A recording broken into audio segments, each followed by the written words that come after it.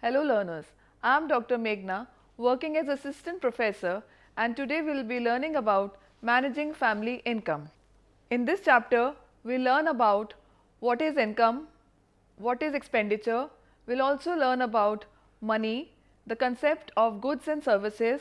We'll learn the ways of balancing income and expenditure, and we'll also learn about the ways of making a spending plan and what are the advantages of saving our family income.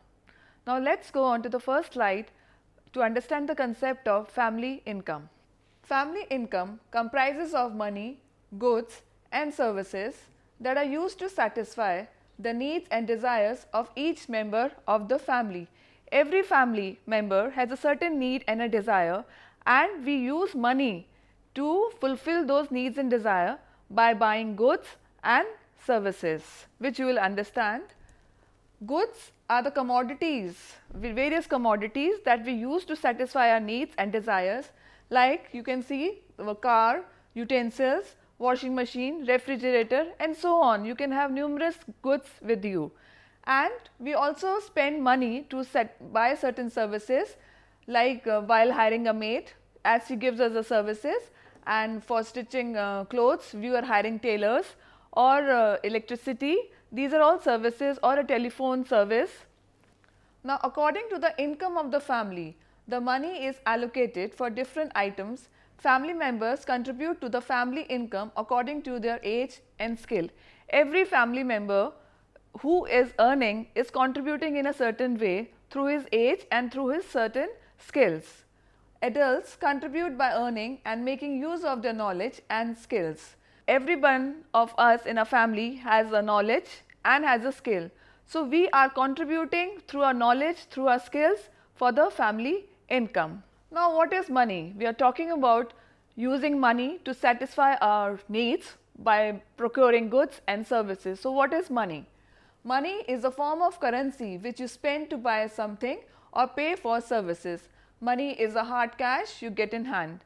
The money, the notes, the coins, what we are receiving from our office while we are working, that is called as money. Now what are the sources of the income? The sources of income are salaries, gifts, interest, perks or allowances. Perks or allowances are those things which a company, when a person is working in a company, the company is maybe offering a car driver or offering a car or a holiday trip. So those are the perks or allowances. Rent received from a house, savings, the money which we have saved, use of services or skill. When I have certain skill in a family, maybe of cooking as a skill, stitching clothes or teaching students in a form of taking tuitions, so those services are or skills are going to add up to my income. So that is also a source of income. Just you can see from this slide, when you have a house, you are getting a rent from a house, or you have rented your shop, you are earning a rent.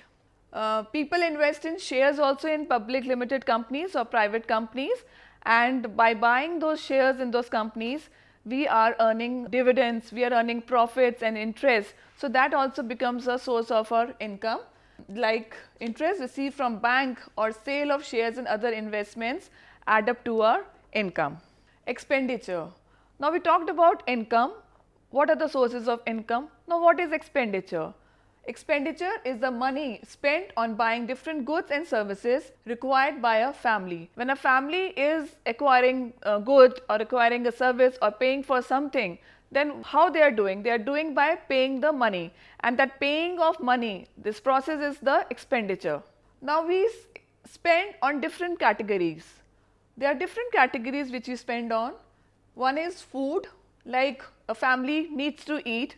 Every member have to satisfy his hunger every day. So food is a very important part of our expenditure. Then we go on to housing. We have to live in a house and for shelter. So for housing, we need to spend, so that we invest for a house, or we staying in a rented house, but we are paying the money, we are spending our money in the form of expenditure. Transport, we are traveling. When we are traveling by a public transport, by a car, we have to spend money. Education, Education for self, maybe for adults or for the family members. When that education is happening, then we have to again spend money. Next category, medical expenses. So, when you are sick or you are going for your regular treatments, we have to pay money. We do not get at times these services for free. So, for paying money, the expenditure is done. And in clothing, we need to cover ourselves with clothes. So, we need to spend money on clothing. So, this is our category of expenditure. Other than there can be other categories of expenditure like recreation and maybe miscellaneous category, in which we might be putting some other things, and saving category, in which we are mentioning where are we saving money and all. Now, there are different factors which affect the expenditure pattern of a family. Income is one. Every family has a certain set of income. What income they have will depend upon how they are spending the family income. You know, suppose a family has an income of 10,000 rupees, another family has an income of 50,000 rupees. So, 10,000 rupees family income, they will be in a different position to spend the money, whereas a family earning 50,000 rupees per month will be in a different position to earn money. Then we go to a size of a family. Size of a family will depend upon various parameters. Suppose in a family there are 2 members, suppose in another family there are 4 members. So, a family of 4 members will spend on different items, their needs will be different. A family of 2 members, their needs will be different. When we go to the age of family members, every family has has members of different ages. There might be children, there might be old age people, and there might be young adults or middle age adults. So, as per the needs, you know, they have to spend money on their needs. Then place of residence, those who are living in a city or those who are living in a village or maybe in a small town, the expenditure pattern varies. People living in big cities, their expenditure will be high in comparison to the people living in smaller towns.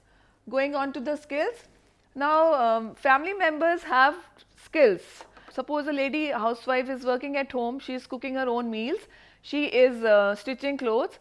Now, through those skills, she is, you know, maybe spending also and earning also. So, it will depend upon the skills of the family members. Now, savings, another factor affecting the expenditure. How much money a family has saved, on that basis also a family is in a capacity to spend more. Those who have not saved and always are you know, tightly packed, that they can't, because they have to depend on their monthly income every day. So, they just can't spend haphazardly. So, they have to be very cautious, whereas the family, those who have saved every month, is in a better position to do the expenditure. Now, you have understood income, you have understood expenditure. Now, we have to take care of this income so that it is spent wisely. How do we do that? We do that by making a spending plan. If we do not make a spending plan, we are likely to spend more than what we have. We have income and we have expenditure. Suppose, as you can see here, suppose income is higher than the expenditure, then what is going to happen? A family has to borrow money to fulfill your expenditures. For example, you have an income of 10,000 rupees and your expenditure is 20,000 rupees. Now, to cover up those 10,000 rupees, because your expenditure is higher than your income, you have to borrow money from your friends or banks, or you have to take a loan to satisfy your expenditure. Another case where income is more and expenditure is less, then what you have to do? You are in a position to save money. In this case, if we take an example, suppose your income is rupees 50,000 rupees and your expenditure is 40,000 rupees, then you are saving 10,000 rupees per month, which this case is a better position and the family is secure in this kind of a scenario. Now, how should we make the spending plan? First of all, we have to consider all the income which is coming to the family and all the facilities. We might be getting income from different sources. So, we have to accumulate and add up all the income which we are receiving from different sources. Maybe I am taking tuitions, so income from tuitions, we are working in a job, the salary which is coming, or maybe the house which is on rent, so earning rent. So all these three, salary, rent and money from the tuitions, will be the income. It has to be totaled. Now we have after totaling the income, we go on to see whether we have covered all the family members and their sources of income. Then in the third step, we list all the requirements of the family. Family members need different things. They need different goods, they need different services, there are different list of commodities which they need. We have to list all those commodities which all the family members need. Now every family member has a different need. Maybe one family member needs a car, he needs education, he needs to buy clothes, he needs to have food. So we have to prioritize these needs. We just can't satisfy all the needs of all the family members. We have to be very rational, we have to be practical, and we have to prioritize. So maybe firstly we will give preference to the food, then we might give preference to the education, then to the clothes, and maybe lastly, if there is money left for the family, then the last need of that family member, which was car, will be given preference to. Now after we have prioritized these needs, we will allocate the funds, keeping in mind the total income, expenditure and some amount of total money as saving. What does this mean? This means that now after we have prioritized the list and of the needs, and we have given importance to all the needs as per the family members, we have to decide how much money is going to be given to each category. Suppose the example which I had taken, the money has to be spent on foods. So how much money I am going to give per month for foods? Then on education, how much money I am going to keep aside for education? How much money I am going to keep aside for maybe travel, or for buying a car, or for buying clothes? After I have done that, then I am going to calculate how much money is going to be totally spent on expenditure for fulfilling all the needs of the family members. Then we go on to the next step of balancing the spending plan. We have calculated the total income which the family is receiving, and we are calculated the total expenditure as per the categories. Now we will see whether the income and expenditure is balanced or it is not balanced. Sometimes the income might be higher and expenditure is less, then it's not a problem for a family. But at times expenditure is high and income is less, then it is a matter of concern, and this spending plan is going to help us in correcting the amount of expenditure which we have. So we might reduce the amounts on expenditures because our income is limited. So in this point, expenditure is less than the income by trying to increase the income and decreasing the expenditure. It is only in those cases where the expenditure is less than income. So we might try to increase the income and decrease the expenditure. Now what are the characteristics of a good budget? We have learned how to make a budget, and which is a form of a spending plan. So what are the characteristics of a good budget? Accurate estimate of income. It is very important, first of all, to have a complete accurate estimate of income. We can't say that this month we are going to get 10,000 rupees, or maybe 20,000 rupees or 50,000 rupees. We need to be accurate that this month I am going to get 50,000 rupees of income. But those 50,000 rupees which I am going to get must be accurate. It should not be talked about in air that I am assuming that I am going to get 50,000 rupees, but actually I am getting 40,000 or 30,000. So this first step is very important and it needs to be very accurate. Then we go on to the next step, which, or maybe a next characteristics. What is the accurate estimate of expenditure? The expenditure which we are putting as per categories like food, clothing, shelter and housing, recreation, education, the categories of expenditure, the amount allocated for expenditure needs to be accurate. We just can't say I am going to pay for so and so amount without having a proper thorough knowledge of what expenditures are going to happen. So we need to be clear about the amount of expenditures too.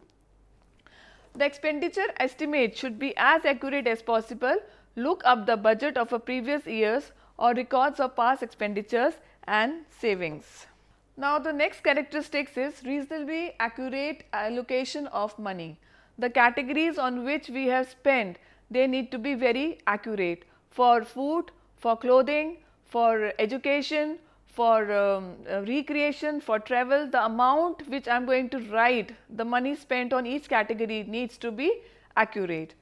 Then the another characteristic which is very important is the spending plan needs to be flexible. I just can't say that I have put category on food, I am going to spend 30,000 rupees per month, and on education I am going to spend 40,000, and recreation I am going to spend 50,000. Suppose I have certain medical expenses, I have certain emergencies at my home, so I have to cut down on my recreation which I have allocated 50,000 rupees, because education obviously I can't survive without education.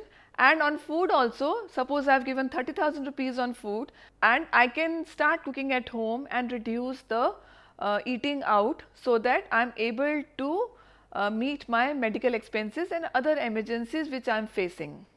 So now we go on to how to balance the income, which is very important for managing the family income. As you can see in this situation, which is written bad situation, here this is example of a seesaw.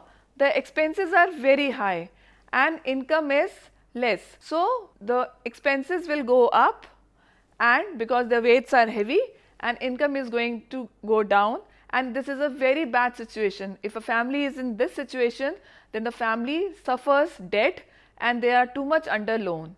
Whereas in this situation, if the income is high and expenses are low, then it is a very ideal situation, because our income is high, expenditures are less, and we are in a capacity to save more.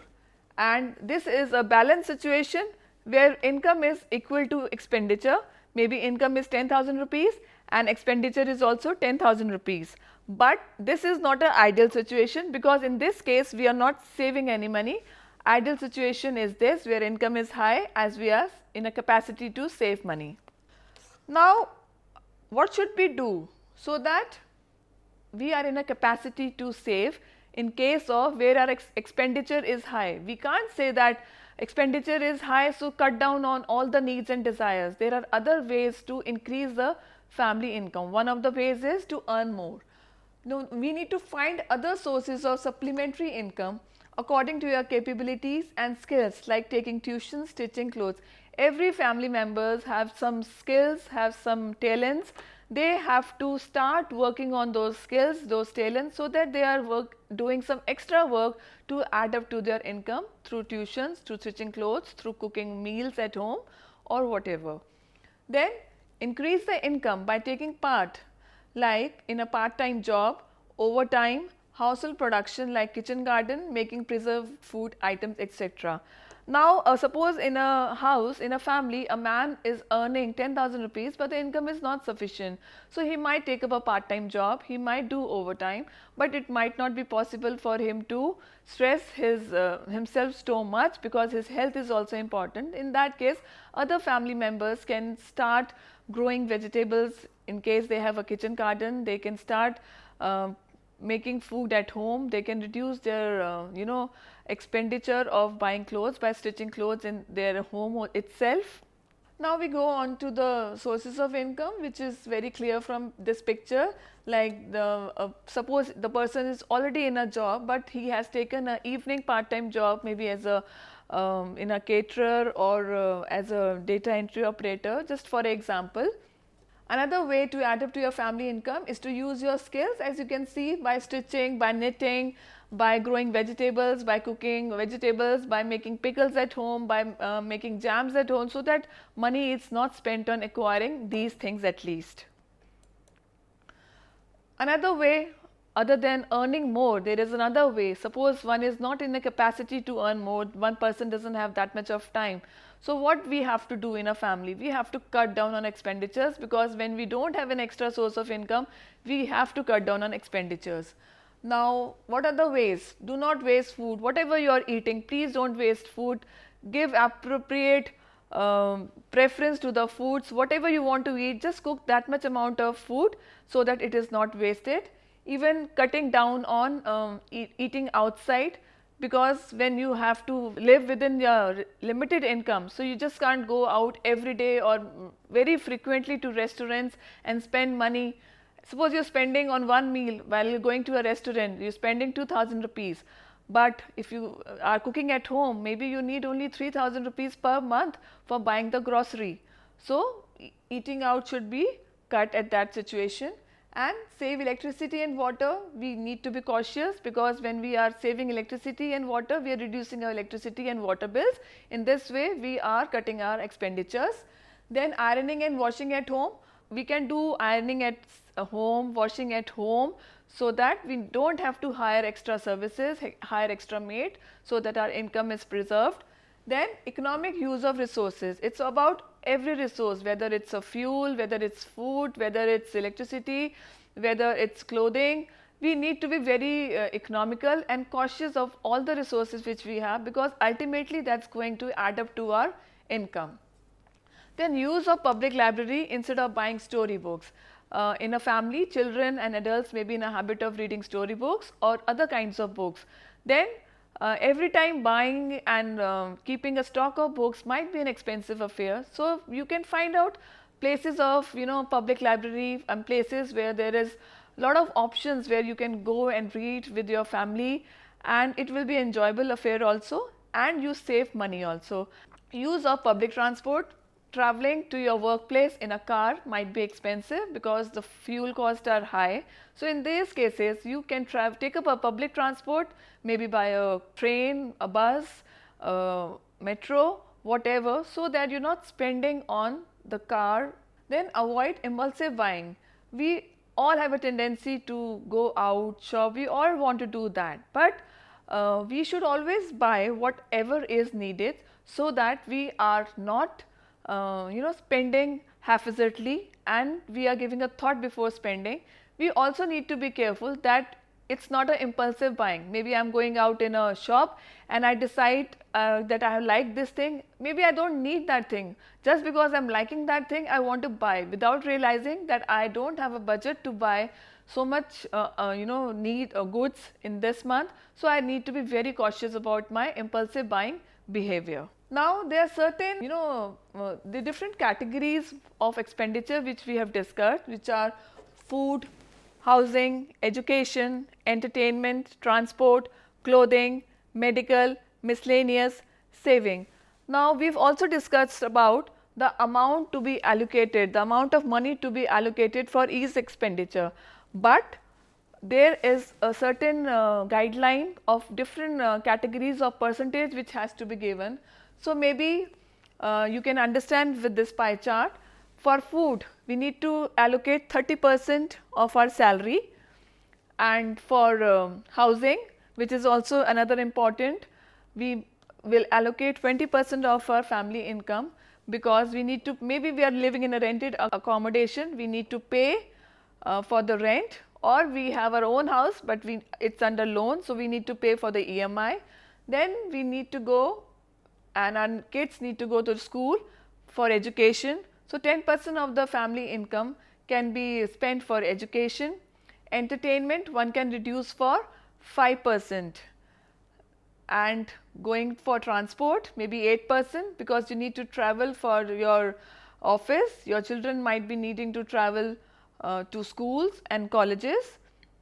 Then clothing, we need to cover ourselves, which is very important, and we need 7% of our family income to spend for clothing. Now for medical expenses, we will allocate 5%. It is not necessary that every month somebody is getting sick and somebody is going to get some treatment. A family might be healthy too, but we need to allocate at least 5% of the family income minimum, so that in case of emergencies, in case of situation, we are not in a bad situation, and we need to spend on the medical expenses. So 5% is enough, and in case somebody is not falling sick, somebody is healthy, so that 5% which we are saving every month can be saved and maybe kept as fixed deposit in a bank or in any form of investment. Now, next category is miscellaneous. So, whatever other expenditures which are happening, which we have not covered in these, we can put in miscellaneous category. And finally, saving. It is compulsory and it should be done that 10% of our family income must be saved, so that we are secure for in future. Now, different ways of saving is, saving in banks, saving in investments, saving as fixed deposits, saving maybe in some kind of a jewelry, maybe investing in a property. We have different methods. And why we are saving? We are saving so that we are able to meet the family emergencies. Every family can have certain emergencies. There is no certainty that we will always go fine. So, in case of emergencies, our saving is going to help us. For a higher education in a family, some members might be wanting to go for higher education. So, in that case, saving will be of help. Suppose in a family, children decide to go abroad or may for higher education in a university, the saving that the family has will be a big asset for their children to get a good education. Then going on to the health emergencies. Any health emergencies, maybe there is a heart attack, maybe there is some immediate problem, a pain, whatever. So, for those things you can't say that I don't have money, I can't get the treatment. You have to use your saving for completing this need of emergency.